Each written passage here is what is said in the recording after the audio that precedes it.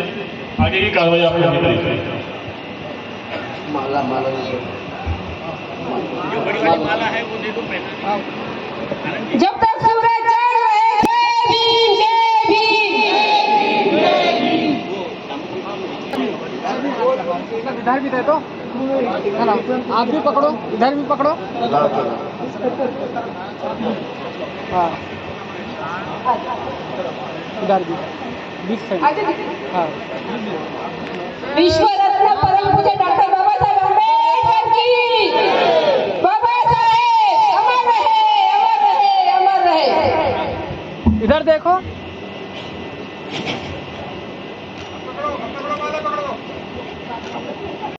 माननीय श्री भूशंकर जी का पुष्पमाला से स्वागत करेंगे।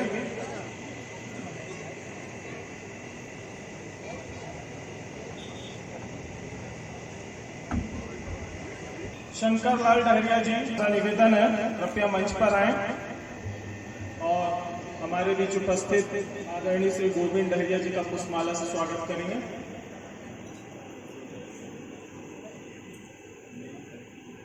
मेरा मंच पर आए और हमारे साथ मंच पर उपस्थित माननीय श्री मन्नूलाल पंडोले जी का पुष्पमाला से स्वागत करेंगे।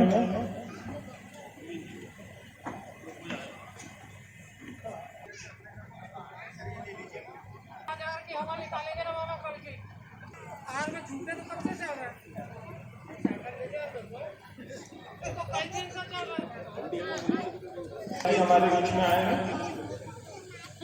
उनका पुष्पमाला से हार्दिक स्वागत अभिनंदन करेंगे।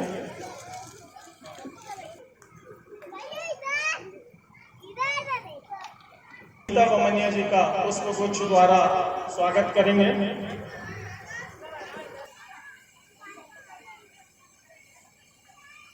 बबीता डहरिया जी, सोनम डहरिया जी, आप भी कृपया मंच पर आए और मैं निवेदन करूंगा बबीता डहरिया जी से। श्रीमती नंदा डहरिया जी का पुष्पगुच्छ से स्वागत करेंगे।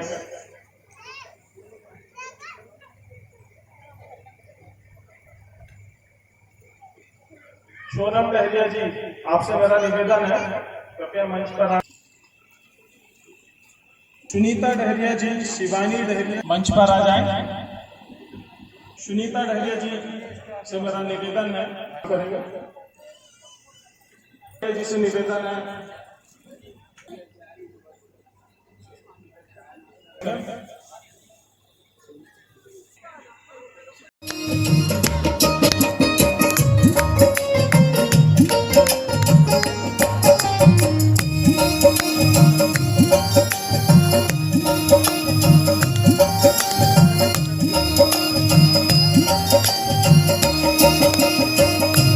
जय भीम जय भीम जय भीम जय भीम जय भीम जय भीम जय भीम जय भीम।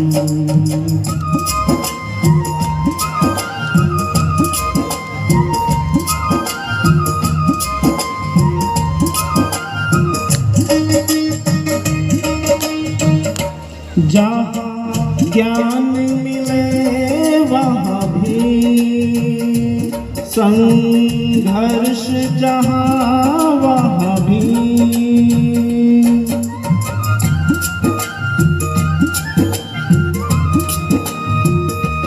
नव ज्योति, जहाँ वहाँ भी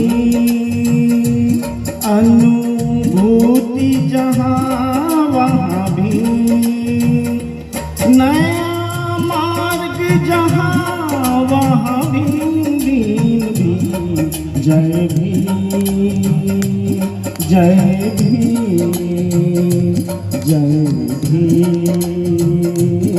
जय भीम जय भीम जय भीम जय भीम जय भीम। आप लोग भी साथ दीजिए। जय भीम आप लोग भी बोलेंगे तो मजा आएगा।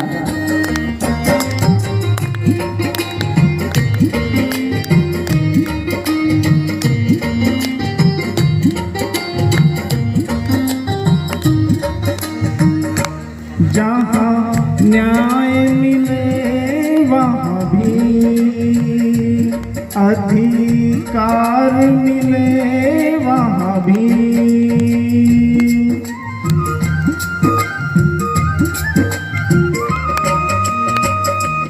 बंधुत्व जहाँ वहाँ भी, जहाँ समता मिले वहाँ भी। कन्याकुमारी से लेकर और कश्मीर तक संपत्ति अर्जित कर सकते हैं और अपना जीवन यापन, नौकरी पेशा, रोजगार स्वतंत्र रूप से निर्वहन करके और अपना जीवन यापन कर सकते हैं। ये सब संभव हो पाया है सिर्फ डॉक्टर बाबा साहब अंबेडकर के संविधान से। आज लोग बरगलाने की कोशिश करते हैं कि बाबा साहब कुछ नहीं है। आप दोस्त देखिए, थोड़ी सी तुलना करके देखिए, आज यूक्रेन में इतना बड़ा युद्ध, रूस जो है, रसिया यूक्रेन को बेफिक्र होके और नष्ट करने पर तुला हुआ है, क्योंकि रूस में वो संविधान नहीं है जो भारत में है। अगर रूस में ऐसा संविधान होता तो रूस की जो अपोजिशन पार्टी है वो यूक्रेन में हमला होने से रोकती। तो हम कितने खुशनसीब हैं कि हमारे देश में ऐसा संविधान है जिससे हम खुद भी सुरक्षित महसूस करते हैं और उस संविधान से जो शासन में बैठी हुई सत्ता है उस पर भी अंकुश लगाने का काम हमारे संविधान के द्वारा किया जाता है। ऐसा इकलौता संविधान संप्रभुता का संविधान है हमारे देश का जो संविधान है। बाबा साहब ने कितना सोच समझकर और कितना शोषित पीड़ित वर्ग जो आज हम यहाँ पर स्वतंत्र रूप से जी रहे हैं, सिर्फ बाबा साहब की देन है। अन्यथा आप देखेंगे हमारे पड़ोसी राज्य में, पाकिस्तान में आज क्या स्थिति है। दोस्तों, मैं यहाँ पे सिर्फ उदाहरण देके इसलिए समझाना चाह रहा हूँ कि हम लोग स्वतंत्रता के 75 वर्ष पूर्ण होने के बाद भी बाबा साहब के संविधान को नकारने की कोशिश करते हैं। कभी ये एहसास करने की कोशिश नहीं करते कि बाबा साहब ने जो संविधान बनाया वो संविधान की छत्र छाया के तले हम अपना जीवन यापन इतनी आसानी से निर्वहन कर रहे हैं। ऐसा हमारा संविधान और ऐसे हमारे महामानव पूजनीय बाबा साहब अंबेडकर जी हैं। साथियों, मैं संक्षिप्त उद्बोधन में आपको यही बताना चाहता था कि बाबा साहब ने हमारे लिए क्या किया है, हम भूलने जा रहे हैं, भूलते जा रहे हैं। हमारी आने वाली पीढ़ी को भुलाने के लिए लोग और शासन प्रशासन ऐसी व्यवस्था बना रही है कि हमारे जो बाबा साहब है और जो संविधान है उसको लोग आप याद ना करें। ऐसी व्यवस्था शासन प्रशासन, और चाहे शासन का पक्ष हो या विपक्ष हो, मैं यहाँ किसी की बुराई नहीं करना चाह रहा हूँ, किंतु किसी भी शासन पक्ष ने या विपक्ष ने कभी बाबा साहब को आगे बढ़ने का मौका नहीं दिया। सिर्फ हम देशवासियों का यह दायित्व है कि जिस महामानव के संविधान के नीचे आज हमारी पीढ़ी 70 वर्ष तक इतने शानदार तरीके से जीवन यापन कर रही है, उस महामानव को हमें विस्मृत नहीं करना चाहिए। उस महामानव को हमें पूजनीय स्थान देना चाहिए। साथियों, आज इस हीरावाड़ी की पावन भूमि पर हमारे ब्लॉक अध्यक्ष आनंद बैरिया जी के अथक प्रयासों से और हमारी जो जिला टीम है उसके सहयोग से यह कार्यक्रम आयोजित किया गया है। इस कार्यक्रम में आप सभी ने अपना समय दिया, मैं बहुत बहुत शुक्रगुजार हूँ। मंच पर बैठे मंचासीन हमारे विधायक महोदय नीलेश उइके जी, उनका भी बहुत शुक्रगुजार हूँ कि आपने समय निकालकर इस कार्यक्रम को शोभा बढ़ाया। और मैं आशा ही नहीं विश्वास करता हूँ कि आपके क्षेत्र में बाबा साहब की जो है हमेशा जय जयकार होती रहेगी और आप भी बाबा साहब के चरणों पर अपना मार्गदर्शन लेते हुए और अपने भविष्य को उज्जवल बनाएंगे और बाबा साहब को हमेशा याद रखेंगे। मैं आपसे यही विश्वास करता हूं और आश्वासन लेना चाहता हूं कि आपके क्षेत्र में बाबा साहब को विभिन्न जगहों पर और स्थान मिलेगा और आप बाबा साहब को प्रचार प्रसार में अहम भूमिका निभाएंगे, क्योंकि आपके शासन के प्रतिनिधि हैं। साथियों, हमारे बीच में प्रदेश अध्यक्ष महोदय इस कार्यक्रम में सुशोभित हुए और आपकी मार्गदर्शन में हम एक कार्यक्रम संपन्न कर पाए। मैं उनका भी बहुत बहुत धन्यवाद ज्ञापित करता हूं। हमारे बीच में मुख्य अभियंता महोदय अशोक डहरिया जी, आप अम्बेडकरवादी विचारधारा से बहुत ही जुड़े हुए हैं, आप हमें विशिष्ट सहयोग प्रदान करते रहते हैं, मैं आपका भी स्वागत करता हूं। हमारे बीच में कार्यकारी अध्यक्ष महोदय भोपाल से उपस्थित हैं जागेश्वर सुरजे जी, उनका भी बहुत बहुत धन्यवाद ज्ञापित करता हूं। माननीय श्री संजय डहरिया जी, जिन्होंने हमें छिंदवाड़ा भवन के लिए एक धातु की प्रतिमा पिछले बार दान में दिया था, मैं उनका भी बहुत शुक्रगुजार हूं। बंते जी, आपका भी बहुत बहुत धन्यवाद ज्ञापित करता हूं। जनार्दन लोखंडे जी, सुधाकर राहकर जी, मैं नाम भूल रहा हूं, आपने मूर्ति दान दिया, मैं पुनः जिला समिति की ओर से आपका बहुत बहुत धन्यवाद ज्ञापित करता हूं कि आपकी वजह से आज हम इस हीरावाड़ी की पावन भूमि पर एक कार्यक्रम आयोजित कर पा रहे हैं। एवं जनार्दन लोखंडे जी, हमारी महिला प्रकोष्ठ की प्रांतीय अध्यक्ष सुनीता बमनिया जी और तमाम उपस्थित हमारे ब्लॉक अध्यक्ष महोदय, जिला अध्यक्ष इंदौर एवं दूर दराज से पधारे समस्त सजाती एवं सामाजिक बंधुओं का एवं इस गांव के आसपास के साहू परिवार से आप सभी के सहयोग, साहू परिवार एवं सूरवंशी परिवार इस ग्राम में निवास करते हैं एवं हमारे जनजातीय परिवार के लोग भी इस ग्राम में निवास करते हैं। मैं आप सभी लोगों को इस कार्य में अपनी भूमिका शामिल करने के लिए अपनी पूरी जिला टीम की तरफ से और स्वयं आपको पुनः चरण वंदन ज्ञापित करता हूं। आप सभी लोगों को बहुत बहुत धन्यवाद, आप इस कार्यक्रम में पधारे, बहुत बहुत धन्यवाद। जनरल और महिला सभी के लिए, हम सभी के बाबा साहब। मानवता तब जख्मी पड़ी थी, रूढ़िवाद की बेड़ी जड़ी थी, धर्म स्वार्थ का स्वतंत्रता, समानता और भाईचारों को नकारा जाता है, उसे मैं ब्राह्मणवाद कहता हूँ। ये बाबा साहब अम्बेडकर जी ने किया हुआ उसको व्याख्यांकित किया हुआ।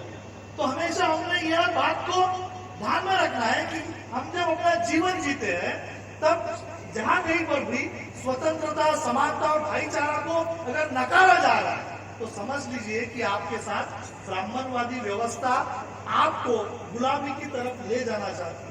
और इसके अगर विपरीत अगर देखा गया तो बाबा साहब कहते हैं कि इस देश में प्राचीन भारत से स्वतंत्रता, समानता और भाईचारे को, जिसको भाईचारा का दूसरा नाम मैत्री है, जिसको हम फ्रैटर्निटी कहते हैं, उसका जो सही मायने में अगर फ्रैटर्निटी जो कॉन्स्टिट्यूशन में जो दिया गया है प्रियम्बल में, जिसको फ्रैटर्निटी कहते हैं, बाबा साहब कहते हैं वो फ्रैटर्निटी का मतलब सिर्फ भाईचारा यहाँ तक सीमित नहीं है, उसका सही मायने में अगर कोई मतलब है तो वह बाबा साहब कहते हैं कि बौद्ध तत्व ज्ञान में, बौद्ध दर्शन में जिसे मैत्री कहा गया है, वह उसका सही मायने में अर्थ है।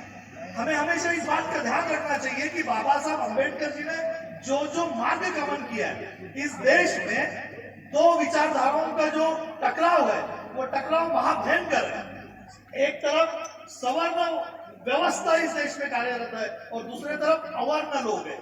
आप कहेंगे ये अवर्ण कौन है? जो वर्ण व्यवस्था के बाहर है। वर्ण व्यवस्था का मतलब क्या?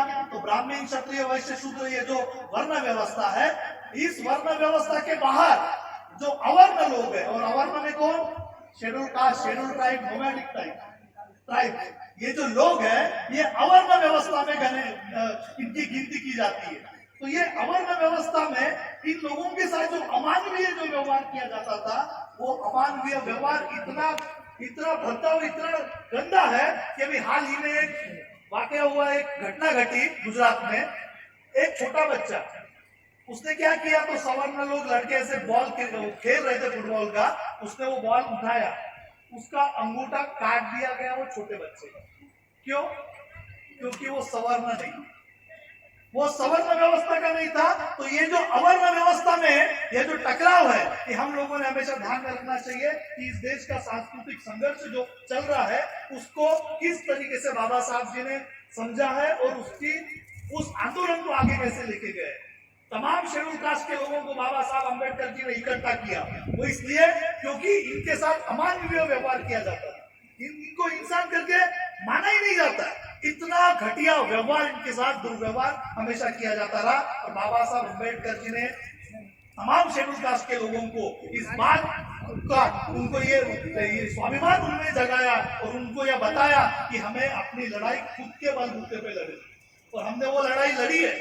शेड्यूल कास्ट के लोगों को बाबा साहब अम्बेडकर जी ने वो बताया कि तुम किसी भी तरीके से बाकी लोगों के अगर उनको कंपैरेटिवली देखते हो तो किसी भी तरीके से उनसे कम नहीं हो। आज जब हम यह चित्र देखते हैं तो हमें ऐसा लगता है कि बाबा साहब ने हमारे जीवन में कितना सारा परिवर्तन कर दिया। आप सोचिए, आज से कम 30, 40, 50 साल पहले की बात है। आपके जो दादाजी जो कुछ रहे होंगे, पिताजी रहे होंगे, और आज हम लोग जिस हाट बाट में जो समारोह हम जो देख रहे हैं, तो इसी को क्रांति कहते हैं। और ये क्रांति बाबा साहब अम्बेडकर जी ने करके दिखाई। लेकिन यह आंदोलन सिर्फ और सिर्फ ऐसा नहीं किया। उन्होंने एक बात हमेशा ध्यान में रखना चाहिए, हमें जो संगठित होकर हमें अपना आंदोलन आगे बढ़ाना चाहिए। दुख की बात है कि हमारे समाज में शेड्यूल कास्ट की जो बाबा साहब अम्बेडकर जी ने एक नीले झंडे के तहत शेड्यूल कास्ट की जो एक संघ ताकत इकट्ठा की थी, उसके बाद में बाबा साहब अम्बेडकर जी ने हमें रिपब्लिकन पक्ष दिया। उसके पहले शेड्यूल कास्ट फेडरेशन हमारी ताकत थी, शेड्यूल कास्ट फेडरेशन उसका नाम था। इस देश के तमाम शेड्यूल कास्ट के लोग उस नीले झंडे के तहत इकट्ठा किए गए थे। उसके बाद में रिपब्लिकन पार्टी बाबा साहब अम्बेडकर जी ने दी। लेकिन दुख की बात है कि हमारे नेतागण या जो भी है कि हम उस बात को समझ नहीं पाए और उस बाबा साहब की विचारधारा को किस हद तक आगे लेके गए आप सभी जानते हैं। लेकिन एक बात हमें ध्यान में रखनी चाहिए कि जो विचार है वो विचार हमें मरने नहीं देना है। बाबा साहब कहते हैं कि जैसे पेड़ और पौधे अगर उसको पानी ना दो तो वो मुरझाकर मर जाते हैं, अगर उसी तरह विचारधारा को अगर जीवित रखना है तो उसके प्रचारक प्रसारक होने चाहिए, नहीं तो वो भी वो पेड़ पौधों की तरह मुरझाकर मर जाएंगे। मुझे यकीन है कि बाबा साहब के तमाम अनुयायी, बाबा साहब को मानने वाले, वो बाबा साहब ने जिनका उद्धार किया है, यही नहीं कि भारत के तमाम व्यक्तियों को बाबा साहब अम्बेडकर जी ने संविधान के माध्यम से उनका उद्धार किया हुआ है। बाबा साहब अम्बेडकर जी की यह जो देन है, दो चीजों को हमें हमेशा ध्यान में रखना है। एक तो इस देश का सिर्फ केवल संविधान होना इतना पर्याप्त नहीं है। बाबा साहब कहते हैं कि संविधान कितना भी अच्छा क्यों ना हो, लेकिन अगर चलाने वाले अगर लोग नहीं रहे तो उसके बाद क्या होगा आप सब देख रहे हो, आप जानते हो। तो इसीलिए केवल संविधान इतना पर्याप्त नहीं है। बाबा साहब आगे कहते हैं कि संविधान को अमल करने वाले जो लोग हैं उनकी मंशा क्या है, वो किस हद तक संविधान पे पूरी ईमानदारी से उसको अमल करके आगे लेके जाना चाहते हैं। इस बात पर इस देश का भविष्य, इस देश का भवितव्य निर्धारित होता है। और आज के डेट में ये जो संविधान के अमल को लेकर इसका जो सही मायने में अमल करके इस देश को जो मुख्य प्रवाह में सभी जनजातियों को schedule caste, schedule tribe, nomadic tribe, OBC, इन सब का विकास, इन सब का उद्धार जो होना चाहिए था, वो उद्धार हम जिस तरीके से देख रहे हैं उस तरीके से हो नहीं रहा है। यह बड़ी ही दुख की बात है।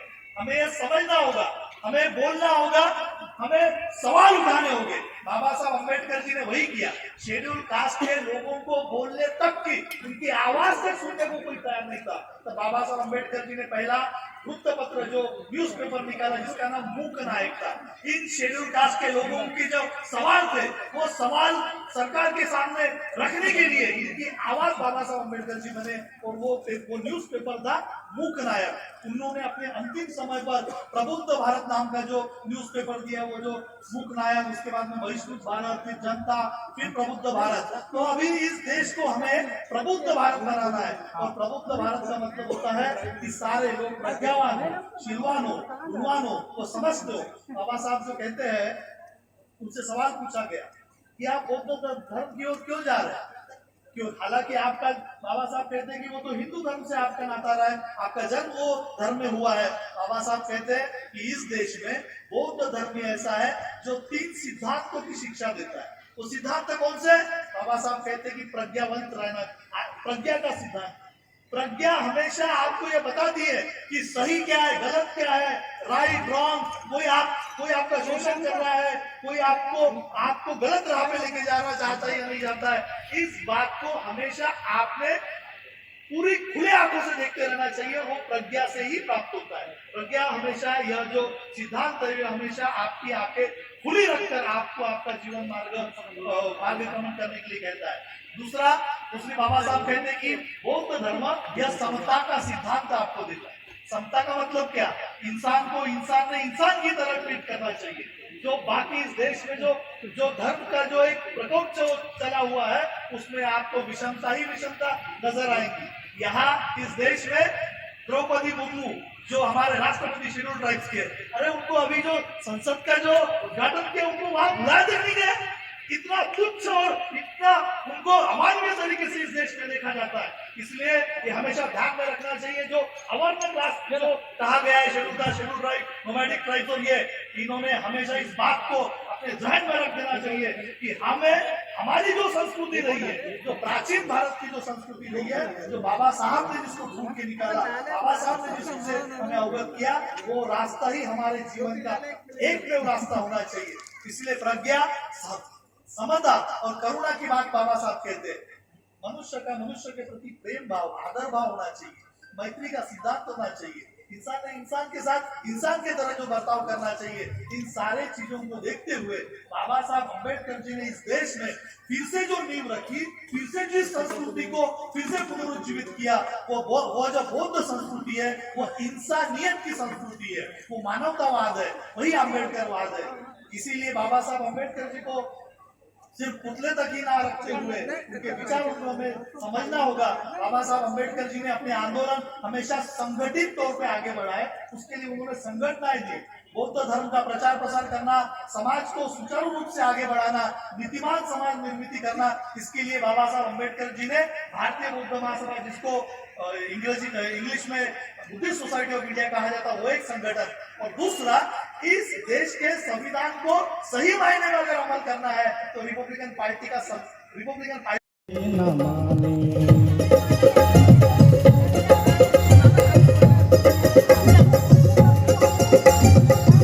अरे महिला पुरुष सब एक है माने, महिला पुरुष सब एक है माने, ना कोई ऊंचा ना कोई नीचा। सबसे पहले मैं भारत रत्न डॉक्टर बाबा साहेब आम्बेडकर प्रतिमा अनावरण समारोह के जो मेरे मेहरा डेरिया समाज जिला छिंदवाड़ा के लोग हैं, आप सभी से मैं अनुरोध करूंगा हीरावाड़ी के गांव के लोगों से कि तालियां बजाकर इन लोगों का सबसे पहले आप अभिनंदन।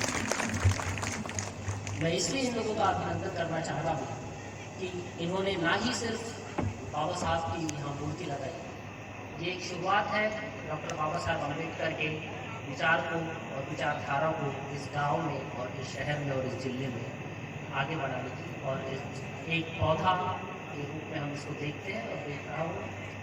मैं कुछ बातें यहाँ पे लिख के लाया हूँ और कुछ बातें मैं आप लोगों के सामने बताना चाहता हूँ। मुख्य रूप से ये बातें हमें समझना और जानना इसलिए भी ज़रूरी है क्योंकि जब बाबा साहब की मूर्ति कहीं लगती है तो वो सिर्फ मूर्ति ना होकर उसके साथ कुछ जिम्मेदारियाँ भी आती हैं, और उस जिम्मेदारियों को जब तक कि आम जनमानस ना समझ पाए और जब तक कि उस जिम्मेदारियाँ आम जनमानस तक ना पहुँचे तो उस मूर्ति का लगना एक पुतले के बराबर होता है। जब हम, और जिस तरीके से भारत की भूमि है, हमें मूर्तियों से और पुतलों से कुछ ज़्यादा ही प्यार है, विचारों से हम नहीं रहते, इसलिए हमें विचारों को जानना और समझना काफ़ी जरूरी है। मैं आप लोगों से इतना ही कहना चाहूँगा कि डॉक्टर अम्बेडकर जो है वो पूजने की नहीं, पढ़ने की चीज़ है। जिस तरीके से जो उन्होंने अपने जीवन भर में जो संघर्ष किया है वो शिक्षा को जोड़ के और शिक्षा के साथ जुड़ के किया है, तो हम इससे ये जान सकते हैं और समझ सकते हैं कि डॉक्टर बाबा साहब अम्बेडकर को हम जब अपने जीवन में उतारते हैं तो उतारते हैं तो सिर्फ और सिर्फ उनकी मूर्तियाँ या फिर उनकी फोटो हमारे घर पर रहने से काम नहीं चलती। कुछ किताबें हैं जो उन्होंने लिखी है, उसका हमारे घर में रहना और निरंतर उसके ऊपर पठन पाठन होना ये बड़ी आवश्यक चीज़ है। उसमें से कुछ किताबों का नाम मैं लूँगा। प्रशिकानंद साहब ने कुछ बातें रखी है जो मूलभूत उस किताबों में से आती है, जिसमें एक जाति तोड़क मंडल में जो वहाँ साहब अपना भाषण देते हैं, एनिमेशन ऑफ कास्ट कहते हैं, जाति का विनाश करके किताब है, उसकी बात करूँगा। शूद्र पहले कौन थे, इसकी बात करूँगा, ये एक किताब थी। और जो अलग अलग बाबा साहब ने अपने जीवन काल में किताब लिखी है, एक बहुत अच्छी किताब है हिंदू धर्म के कोड़े करके, जिसको हिडन्स एंड हिंदुज़म कहते हैं। ये भी एक तरीके से प्रहार के रूप में किताब आती है सामने और बताती है कि किस तरीके से देश की व्यवस्था ने एक बहुसंख्यक समाज को विचारधारा के रूप में और एक तरीके से धर्म का चोला पहना के उन लोगों को मूर्ख बना के गुलाम बनाया है। जिस समाज से हम लोग आते हैं, मेहरा डेरिया समाज, ये वही समाज है जिसे धर्म का चोला पहना दिया गया और उन्हें अवरत के रूप में एक व्यवस्था से पूरी तरीके से बाहर रखा गया। आज भी हम लोग देखते हैं कि सामाजिक व्यवस्था में की जब बात आती है तो हम लोगों को कई सारे जगहों पे सीधे रूप में हमारा एंट्री या फिर सीधे रूप में हम जा नहीं सकते। आप ही के मध्य प्रदेश में कई सारे ऐसे जिले हैं जहाँ निंदनीय अपराध हो रहे हैं, जिसमें जाति को मुख्य केंद्र में रखा जा रहा है और उस मुख्य केंद्र में रख के हम देखते हैं कि जाति के आधार पर उन लोगों के साथ अत्याचार हो रहा है, चाहे फिर वो शादी में दूल्हा घोड़े पे चढ़ने हो, चाहे शिवरात्रि में शिव भगवान की पूजा करना हो, मंदिरों में जाना हो, खुले रोड पे जाना हो, खेलना हो, किस तरीके से। मैं जानता हूँ इस मंच पे बैठे हुए कई सारे लोग एक शिक्षित समाज से आते हैं और मंच पे जो नीचे बैठे हैं वो भी लोग एक शिक्षित समाज से आते हैं, पर इतना भी जानता हूँ कि आप लोग सब एक सामाजिक जड़ों से जुड़े हुए हैं, इसलिए आप यहाँ हैं। और आपने भी अपने जीवन में, अपने पिता के जीवन में या फिर जिस गाँव से, शहर से, गली मोहल्लों से आप लोग आते हैं, यहाँ इस तरीके के भेदभाव आपने अपने समाज प्रति, अपने लोगों प्रति और अपने प्रियजनों प्रति भुगता होगा और देखा होगा। इससे हमें ये समझ में आता है कि अगर इन सारी चीज़ों से हमें दूर हटना है या आगे बढ़ना है या ऊपर हटना है या हमें अत्याचार जो हम पे हो रहे हैं उससे अगर आगे बढ़ना है तो हमारे पास एक विचारधारा आती है जो पूरी तरीके से प्रमाणित की गई है महाराष्ट्र में, या फिर हम देखें जाए डॉक्टर बाबा साहब अम्बेडकर ने जो अपनी शुरुआत करते हैं 1920 से, फिर 27 आती है, फिर 30-31-32 का गोलमेज परिषद आता है, फिर 35 की घोषणा आती है, फिर उसके बाद उनका संविधान निर्माण का कार्य आता है, 56 में लोग नंबर दूसरे की तरफ जाते हैं। इसी बीच में कई सारे वो आंदोलन चलाते हैं, जिसमें पानी का सत्याग्रह रहा है, कालाराम मंदिर का सत्याग्रह रहा है। तो ये बताता है निरंतर कि बाबा साहब अम्बेडकर ने निरंतर अपने समाज में इस तरीके की भावना बताई है कि आप सामाजिक गुलामी से होने वाले उत्पीड़न से किस तरीके से आप आजादी पा सकते हैं। ये इसलिए हम लोगों को डॉक्टर बाबा साहब अम्बेडकर को पढ़ना जरूरी है, क्योंकि आज बाबा साहब अम्बेडकर हमारे बीच नहीं है। आज हम उन्हें मूर्ति के रूप में हमारे समाज और देश के शहरों में लगाकर हम उनसे प्रेरणा लेने की जरूर कोशिश करते हैं, लेकिन हमें क्या प्रेरणा लेनी चाहिए और आने वाले हमारी पीढ़ी को हमने क्या देना चाहिए, ये बहुत जरूरी बात है। मैं ये भी उम्मीद करता हूँ जो मंच पर बैठे हुए जिम्मेदार लोग हैं हमारे मेहरा डेरिया समाज के, वो भी बाबा साहब की मूर्तियों के साथ साथ विचारों को भी हमारे लोगों में, युवा पीढ़ी में डालने की कोशिश करें। किताबें बांटें, बाबा साहब की लिखी हुई किताबें बांटें, हिंदी जो समझ सकते हिंदी में दीजिए, मराठी में जो समझते मराठी में दीजिए, इंग्लिश जो पढ़ते इंग्लिश में दीजिए। एनहेंशन ऑफ कास्ट, विधायक जी बैठे हैं, विधायक जी से मैं कोशिश उम्मीद करता हूँ कि वो शेड्यूल कास्ट और शेड्यूल ट्राइब के बच्चों में कम से कम एनहेंशन ऑफ कास्ट और ज्योतिबा फुले की गुलामगिरी जैसी जो किताबें हैं वो कम से कम अपने पर्सनल फंड से देने की कोशिश करें। हमारे मेहरा डेरिया समाज के लोगों के द्वारा ये जब किताबें पढ़ी जाएंगी तो मैं निश्चित रूप से कहता हूँ कि क्रांति हमारे मेहरा डेरिया समाज के लोगों द्वारा और हमारे आने वाली पीढ़ी द्वारा आएगी। और सिर्फ क्रांति नहीं आएगी, ये पूरे तरीके से सामाजिक परिवर्तन हो सकता है। और सामाजिक परिवर्तन सिर्फ और सिर्फ एक पीढ़ी का नहीं होता है, ये हजारों पीढ़ियों के लिए हो जाता है। इसका उदाहरण फिर हमारे सामने हमारे बाबा साहब है, जिन्होंने हमने देखा कि वो एक व्यक्ति ही चला था, उन्होंने मेहनत की और समाज में इस तरीके से परिवर्तन लाने की कोशिश की कि आज 100 साल होने को आए हैं, हम आज भी उस परिवर्तन के तले हम अपने जीवन जी रहे हैं और परिवर्तन के लिए अग्रसर है। परिवर्तन एक इस तरीके के चक्के की तरह है कि जो सम्राट अशोक ने एक बार चला दिया, फिर उसके बाद उसको फुले साहब, शाहू महाराज और ये लोग आगे चलाते चले गए। बाबा साहब तक वो लिए आज वो हमारी जिम्मेदारी है। मानव समझे वही अम्बेडकरवाद है। भीमराव अम्बेडकर जी पर सारे जमाने को नाज है। मानव को जो मानव समझे वही अम्बेडकरवाद है। मानव को जो मानव समझे वही अम्बेडकरवाद है। इनसे मेरे संबंध थे, घर से मेरे लोग मेरे पिताजी से संबंध थे। उन्होंने मुझे प्रेरणा दी मूर्ति बनाने के लिए। उन्होंने मुझे फोर्स किया, मनोज की मूर्ति बना। स्टार्टिंग में उन्होंने मुझे सबसे पहली मूर्ति में दिगोड़ी में दी अपनी मूर्ति एक। फिर काका जी से मैंने बात किए थे कि काका जी मुझे मेरी इच्छा है कि मुझे एक मूर्ति देना है, तो काका जी को ही मैंने बोला था। काका जी बोले ठीक है, तो हीरावाड़ी चूज किया उन्होंने। मैं हीरावाड़ी वालों का आभार मानता हूँ कि उन्होंने मुझे यहाँ बुलाया, मुझे मान सम्मान किया मेरा, और उसका आभार मानता हूँ। और मुझे थोड़ा जल्दी जाना है, नागपुर निकलना है करके मैं थोड़ा सा जल्दी निकल रहा हूँ यहाँ से। मैं आपसे माफ़ी मांगूंगा, ठीक है। धन्यवाद हीरावाड़ी वाले। बहुत बहुत बधाई देता हूं कि आपने हमारे क्षेत्र में एक शुरुआत की है।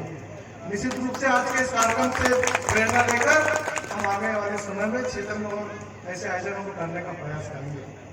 मैं बहुत सारे कार्यक्रमों में पांडुना क्षेत्र में जाता हूँ और हम करवाते भी हैं।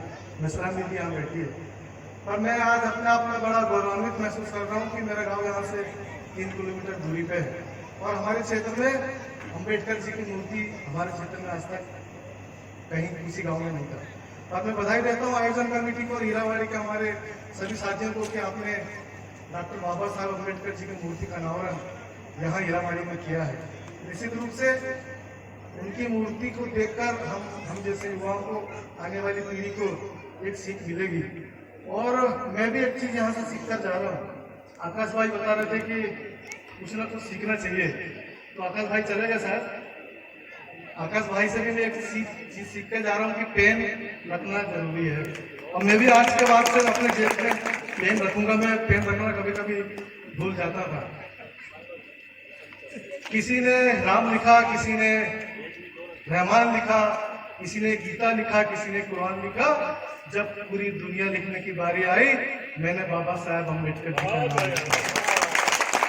मैं आज इस मंच पे यदि बोलने के लायक हूँ, मैं इस मंच से यदि आज बोल रहा हूँ, आज इस क्षेत्र का विधायक हूँ, तो बाबा साहब भीमराव अम्बेडकर जी के संविधान के हम कारण, उनके कारण।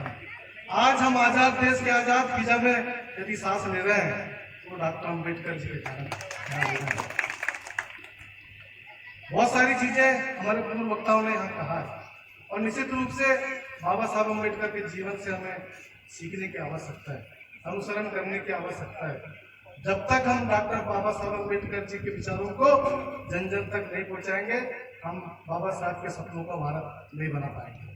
तो मेरा यहाँ सभी लोगों से निवेदन है कि डॉक्टर बाबा साहब अम्बेडकर के बारे में जितना कहूँ, जितना लिखें कम है।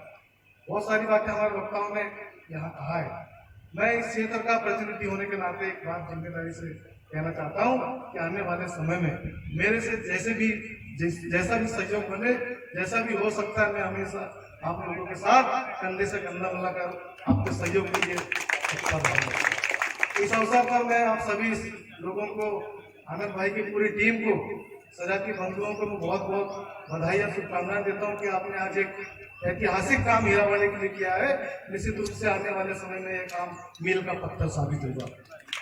साथ ही बाहर से आए हुए हमारे सभी वरिष्ठ जनों का, अतिथियों का मैं बहुत बहुत स्वागत, वंदन, अभिनंदन करता हूँ। आप सबका सहयोग इसी तरह हमारे क्षेत्र में मिलता रहे, आपका मार्गदर्शन मिलते रहे। आप सबको एक बार पुनः बहुत बहुत बधाई, सबका आभार। जय भीम, जय सेवा, जय हिंद।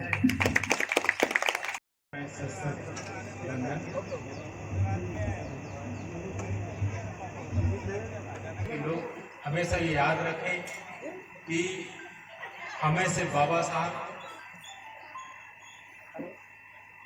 को अपने पुस्तकों में नहीं, उसको अपने मानस पटल में भी बिठाना है। वैसे तो बाबा साहब मूर्ति पूजा के बहुत विरोधी थे। उन्होंने कभी भी मूर्ति पूजा को प्रश्रय नहीं दिया। बाबा साहब कहते थे कि जब कभी व्यक्तिगत मेरी बात होगी और राष्ट्र की बात होगी तो मैं राष्ट्र को छोड़ूंगा, परंतु जब कभी समाज की और राष्ट्र की बात होगी तो मैं समाज को छोड़ूंगा। जो समाज के प्रति इतने समर्पित रहे कि जिन्होंने अपना पूरा जीवन समाज के लिए दे दिया। बाबा साहब के बारे में यदि हम कभी परिकल्पना करें कि उनके पास इतनी डिग्रियां थी, इतना एजुकेशन था, इतना क्वालिफिकेशन था। जो 36 डिग्रियों के मालिक थे और इतने सारे क्वालिफिकेशन उनके पास थे, आज आरबीआई की जो स्थापना है वो उनके सिद्धांतों पे है, अर्थशास्त्र की स्थापना उनके सिद्धांतों पे है। वो एक बहुत बड़े इंजीनियर थे। भागानगर बांध से लेकर बड़े बड़े बांध उन्होंने बनवाए। सामाजिक क्षेत्र में और हर क्षेत्र में उनकी पकड़ थी। वो बाबा साहब अम्बेडकर सिर्फ किसी समाज विशेष के नहीं, किसी वर्ग विशेष के नहीं, समाज सेवा करने की एक चाह थी। मैं चाहूंगी कि इसी तरह आज हमारे युवाओं में ऐसा ही जज्बा हो, ऐसा ही समाज सेवा करने की शक्ति हो, तो आज हमारा समाज बहुत विकसित समाज के रूप में जाना जाएगा। आज आनंद डहरिया के लिए एक जोरदार तालियां बजाइए, जिसने खुद होके समाज से जुड़ा और आज इस लेवल पर पहुंच गया। मन में इच्छा शक्ति हो तो कोई भी ऐसा काम असंभव नहीं। श्रीमती मोहिता दत्तिया जी, श्रीमती सायरा जी,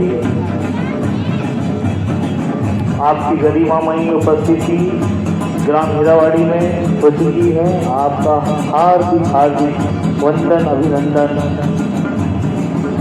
महिला डेरिया समाज ब्लॉक कमेटी हीरावाड़ी आपका हार्दिक हार्दिक वंदन, अभिनंदन करती है।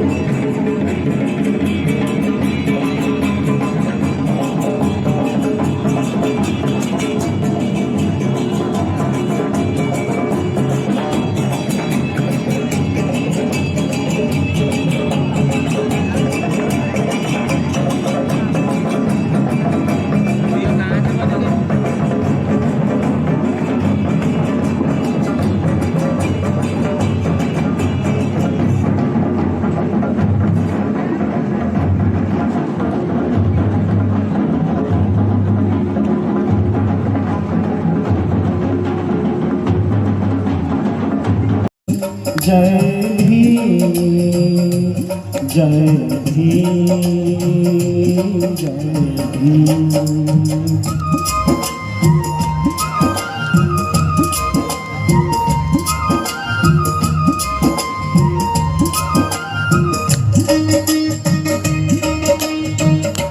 जहाँ ज्ञान मिले वहाँ भी संघर्ष, जहाँ वहाँ भी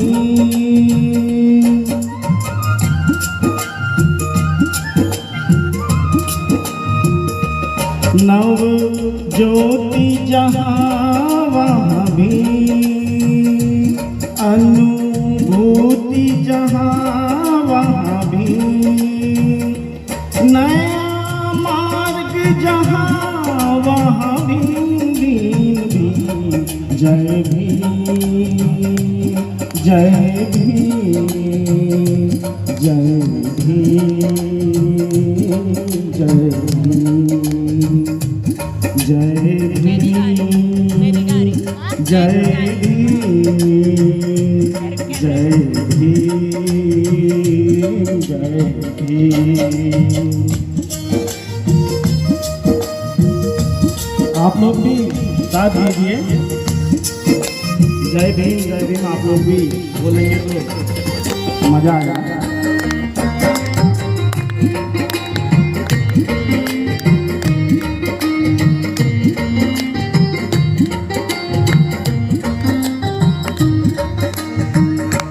जहाँ न्याय मिले वहाँ भी अधिकार मिले वहाँ भी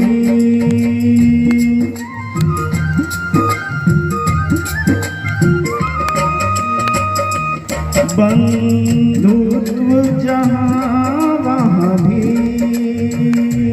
जहाँ समता मिले वहाँ भी जहाँ है विकास वहाँ भीम भी जय भीम, जय भीम, जय भीम, जय भीम। जय भीम जय भीम जय भीम जय भीम।